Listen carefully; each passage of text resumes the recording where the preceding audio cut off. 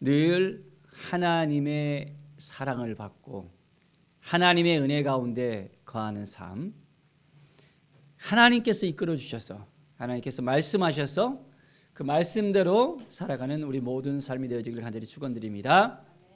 자, 오늘 말씀은 이제 하나님께서 아브라함에게 말씀하시고 그 말씀을 따라서 가는 아브라함의 그 여정을 우리는 살펴볼 수 있습니다. 너는 너의 고향 친척과 아버지의 집을 떠나 내가 내게 보여줄 땅으로 가라 말씀합니다. 하나님이 말씀하시면 우리가 그 길을 떠날 수 있겠습니까? 하나님께서 인도하시면 기쁜 마음으로 행할 수 있겠습니까? 자, 하나님께서는 그냥 보내는 것이 아니었습니다. 약속의 말씀을 주십니다. 내가 너로 큰 민족을 이루고 내게 복을 주어 내 이름을 창대케 하리라. 너는 복이 될지라. 큰 민족을 이루게 하시겠다는 것입니다. 그 이름을 창대케 하시겠다는 약속의 말씀을 하십니다. 자, 그런데 이때 아브라함에게는 자녀가 없었어요. 그의 뒤를 이을 후사가 없었습니다. 그런데 하나님께서는 말씀하시고 그 말씀을 이루십니다. 우리가 믿음으로 살아갈 때 그 믿음을 통해서 하나님이 우리 가운데 역사하시는 것을 볼 수 있습니다. 하나님께서 아브라함에게 말씀하시고 그 말씀을 이루기까지 계속해서 행하고 계십니다. 자, 또한 말씀하시면서 너를 축복하는 자에게는 내가 복을 내리고 너를 저주하는 자에게는 내가 또한 저주하시겠다고 말씀합니다. 땅의 모든 족속이 너로 말미암아 복을 얻게 된다는 것. 이제 아브라함은 축복의 통로가 되어집니다. 우리의 인생 가운데 하나님께서 아브라함에게 주신 이 복을 우리가 온전하게 이어받을 수 있는 그 길이 있습니다. 그것이 무엇입니까? 바로 그것은 우리도 동일하게 믿음의 눈으로 하나님을 바라보는 거예요. 하나님께서 약속하신 것을 동일하게 믿음의 자손들에게는 그대로 허락해 주시고 인도해 주시고 또한 계속해서 하나님께서 역사하십니다. 자, 4절을 보십시오. 아브라함이 여호와의 말씀을 따라갔고, 아브라함이 어떻게 했다고요? 하나님의 말씀을 따라갔다고 했습니다. 우리의 인생 가운데 하나님의 말씀을 따라갑시다. 하나님의 말씀 앞에 섭시다. 하나님이 인도하시는 삶을 살아갑시다. 그것이 우리의 살 길이에요. 말씀이 없는데 말씀을 쫓아가지 아니하고 이제는 우리의 생각을 따라간다면 우리의 의지나 주장이나 우리가 가지고 있는 그 한계를 깨닫지 못하고 우리가 하나님을 바라보지 못한다면 우리의 인생의 여정이 허무한 인생으로 끝날 수 있다는 것을 우리가 알아야 됩니다. 자, 이제 아브라함은 롯도 함께 데리고 갔습니다. 그때 나이가 75세였다고 합니다. 하란을 떠날 때가 75세. 이때까지 아직까지 자녀가 없었어요. 자, 그런데 그 자녀를 언제 주셨습니까? 하나님께서 99세에 또한 다시 말씀하시고 100세에 이삭을 허락하시는 것을 우리가 볼 수 있습니다. 참 긴 여정이었어요. 우리 인생 가운데 하나님이 약속하셨는데 그 약속을 분명히 주신다고 우리가 믿고 있는데 때로는 바로 그 약속을 주실 수도 있지만은 굉장히 긴 시간이 걸릴 수 있다는 것을 우리가 알아야 됩니다. 그런데 하나님은 한번 약속하시잖아요. 그러면 그 약속하신 대로 이루어 주신다는 거예요. 자, 이제 아브라함이 가나안 땅에 이제 들어가게 되어집니다. 그 땅 가운데서 하나님 앞에 더 가까이 나아갑니다. 하나님께서 아브라함에게 나타나서 다시 말씀합니다. 내가 이 땅을 내 자손에게 주리라. 이 땅을 주시겠다고 분명하게 말씀합니다. 자, 우리에게 준 약속을 분명하게 확신할 수 있습니까? 그 말씀을 들고 살아갈 수 있겠습니까? 이제 그 말씀을 따라 살아가는 거예요. 자, 이때 아브라함이 무엇을 합니까? 제단을 쌓습니다. 하나님께 온전히 나아가는 삶이에요. 우리의 인생 가운데 하나님께 제단을 쌓고 예배하는 삶을 살아야 됩니다. 하나님을 만나는 삶을 살아야 됩니다. 하나님의 음성을 들어야 됩니다. 하나님 앞에 더 가까이 나가는 삶을 살아야 합니다. 그럴 때 하나님께서 우리에게 복을 주시고 그 약속을 성취하시는 것을 분명히 우리는 확신할 수 있습니다. 자, 이제 베델 동쪽 산으로 옮겨 장막을 치고 서쪽은 베델이요 동쪽은 아이였습니다. 그곳 가운데 여호와께 제단을 또한 쌓습니다. 그리고 여호와의 이름을 불렀습니다. I am who I am. 하나님의 이름, 나는 나다라는 그 의미를 가지고 있는 그 야훼 하나님, 여호와 하나님을 불렀습니다.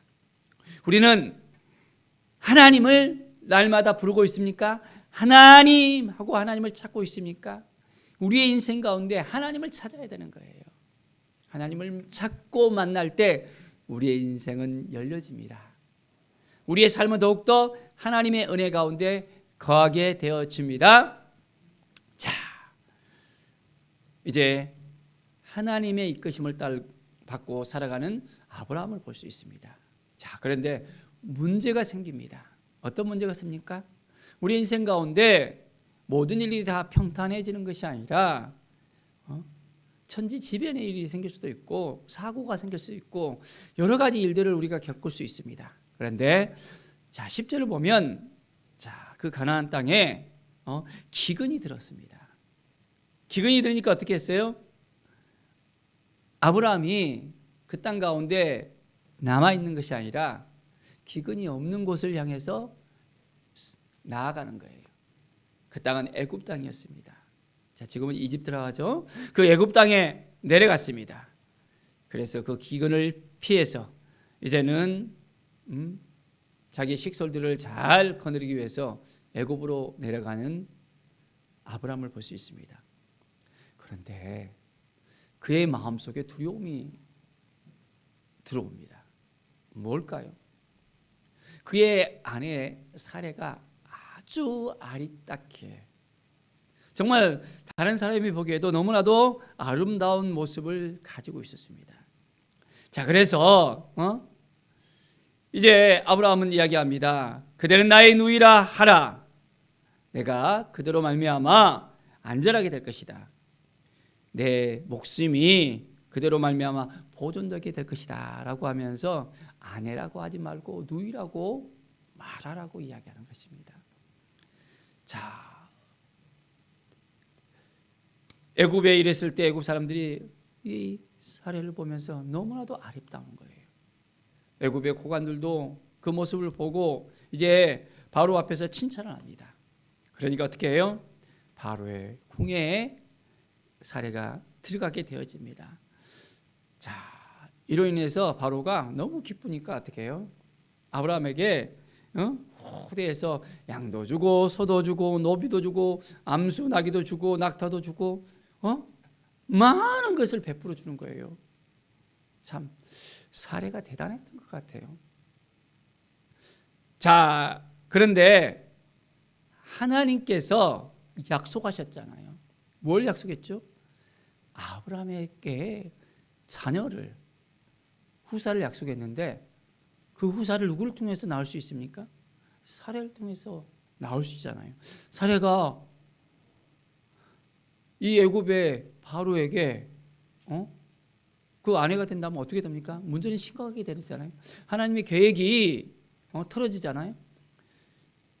하나님께서는 바로 바로와 그 집에 재앙을 내림을 통해서 그것을 경고하시는 거예요. 참 하나님의 그 방법은 대단합니다. 우리 인간들이 생각하기에는 우리 인간들은 이렇게도 해보고 저렇게도 해보고 인간적인 생각들을 다 하지만은 하나님은 하나님의 방법대로 하십니다. 그래서 깨닫게 하십니다.